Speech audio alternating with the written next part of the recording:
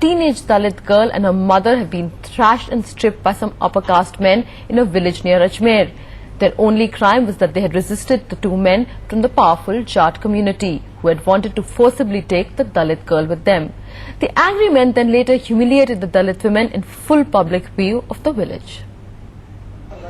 It's a trauma Phuli Bai and her daughter will never forget.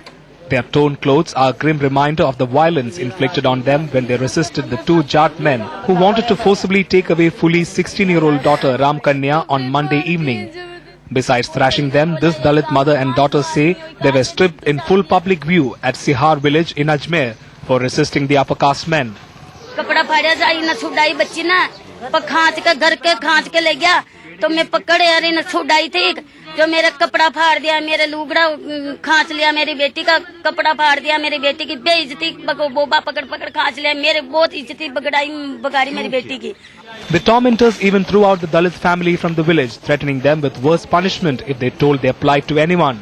Since Tuesday, the frightened Dalit family is sitting at the office of the Deputy Superintendent of Police in Ajmer's Kekri town, and they refuse to go back to their village for fear of losing their lives. तो उनके खिलाफ हमने कदम उठा लिया, इसलिए हमारे को पूरा खतरा है, वो हमारे को जान से मार डालेंगे साहब.